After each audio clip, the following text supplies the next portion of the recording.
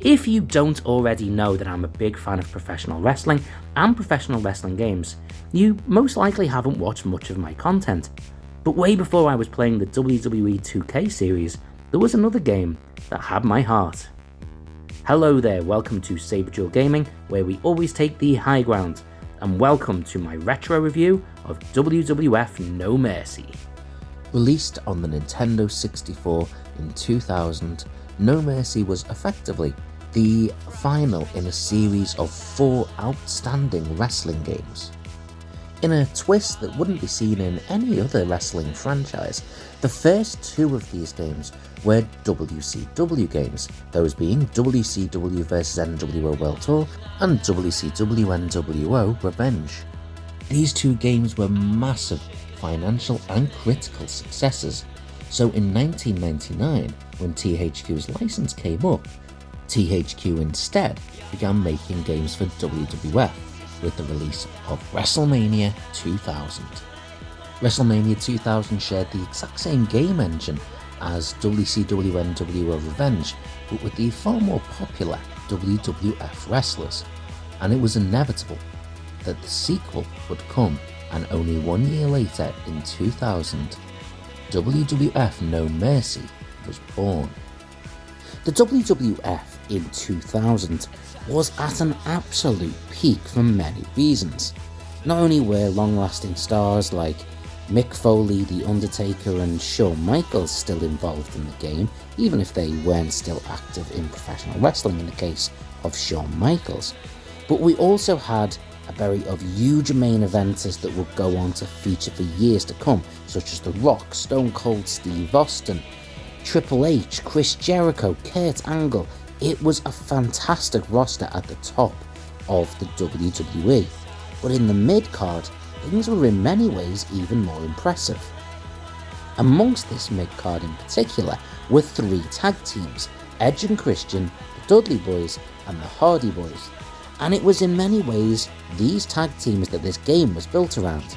You see, one of the main features that was introduced into this game for the first time ever was the ladder match. The year before, a tag team ladder match between Edge and Christian and the Hardy Boys had featured on the, as you guessed it, the No Mercy pay-per-view, and this had been a massive success. At WrestleMania 2000, these 3 teams had engaged in a triple threat ladder match that was equally as impressive and was a massive selling point for this game. The game also featured Royal Rumbles one-on-one. It also allowed you to adapt and tweak the rules to make a no disqualification match. It had cage matches, tag teams. There was all kinds of options, and sorry, that was a very distracting visual. This game also gave us the creator wrestler option that had been seen in WrestleMania 2000, and in many ways was one of the best creator wrestler options we'd ever seen in a video game. There was also a whole network of story modes in which you could pick a title to challenge for, and depending on the options and the way you went with it, the story would adapt and change. And unlike many modern versions of story modes where you have to create a wrestler, you could actually play through as one of the actual wrestlers in the game.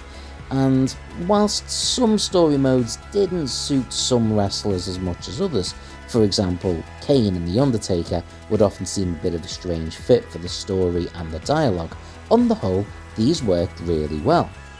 Unlike in modern games where you have to use real-life money to buy additional DLC, in this game you could instead use in-game currency that wasn't ridiculously difficult to earn, and use that in Shop Zone. You could go there, buy new wrestlers, new attire, special finishing moves, and even weapons that could be used in hardcore matches. Speaking of hardcore matches, we could even go backstage with multiple different areas to fight in. It had a whole variety of interactive environments, both during backstage fights, but even in the arenas. Each arena you picked had a slightly different environment and in different ways you could interact with, such as being able to slam someone into a tank for God's sake. As far as memory serves me, this was also the first game that you could put someone through the announce desk. This game, ironically enough, didn't actually have tables that you could put people through, at least not under the ring. However, you could put them through the announce desk as mentioned, and backstage there were tables set up that you could slam or powerbomb someone through as well. Interestingly enough, you would under the ring sometimes find half a table that you could just use to swing at someone and hit them in the face. But with all this said, how was this game received when it was released in 2000? Wrestling games are always a funny one, because even the absolute best game will sometimes garner some average reviews, potentially from people who aren't a fan of wrestling. And at the same time, even some bang average games will get some positive reviews from those who are a fan of wrestling.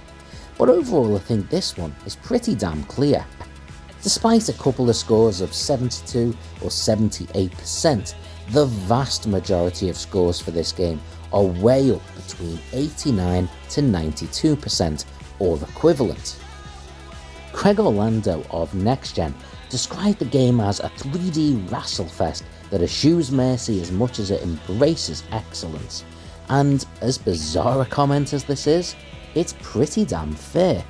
The game had clearly taken all the lessons learned from the previous 3 games that the company had made for WCW and WWF, and had capitalised and built on every single one. The range of wrestlers had improved, the story had improved, the game modes were perfected, the finishing moves looked as good and as natural as they possibly could. It was 3D wrestling perfection, and it was clearly received well. However, there was some criticisms. One such criticism was of the story mode, that the writing within it, whilst very generic, didn't really fit for a lot of the wrestlers and lacked a lot of depth, the stories themselves being very simplistic. There was also a number of technical limitations that were highlighted, one of those being that when we had up to 4 wrestlers in the ring at the same time, the game was noted to lag and slow down. There was also some issues with the AI in the opposition, that on easier difficulties, they were barely putting up a fight, whilst on harder difficulties, they had a tendency to counter every single move you made, which became deeply frustrating. There were also some comments that the graphics remain quite blocky. However, it wouldn't be too far from this time that we would be seeing the Warzone games, which had far smoother graphics, and quite frankly, they weren't really anywhere near the same quality. The game would also receive nominations for Game of the Year, Console Game of the Year, and Console Fighting Game of the Year. However, it wouldn't actually win any of these awards. But what about now? How does the game stand up to modern scrutiny? I am not even going to pretend that I don't have a massive bias towards this game. I played this game not just right after its release, but for years and years after. Even when I'd already moved on to the next console, I always went back to this game because I just never felt any wrestling game ever since truly captured that easy play engagement that this one did. Creator characters in this were so much more fitting to the environment than any other creator wrestler has been since, at least unless you want to put about 30 years of effort into every single character. The environments were so much better, the backstage areas were more fun to explore and take part in, with a bar, a loading truck area, a changing room, and a boiler room all available, and you could go there in every single match just by dragging the person backstage and throwing them there. There was no convoluted cutscene, you were just right back where you wanted to be. And the roster in this one has to be one of my all-time favourites, and because the creator wrestlers looked so much like the others, if the wrestler you wanted wasn't there, you could make a pretty fitting version of them. But with that all said, there are a few shortcomings going back to play this now that I have to acknowledge. First of all, the entrances, the music, the on-screen Titantrons, they are all pretty basic and glitchy.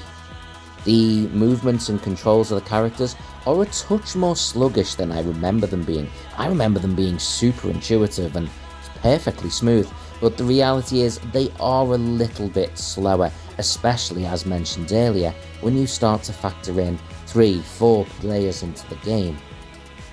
For about 5 to 10 years after this game was made, it was undeniable that this was still the best wrestling game ever, and for a long time since, that narrative stuck. However, maybe, just maybe, that isn't true anymore, and some of the other games since then have overtaken it. What I do think is fair is the long-standing narrative that modern games should try and make a modern-day version of No Mercy. Slightly updated graphics, but overall giving it a similar gameplay engagement, just add the additional things to it.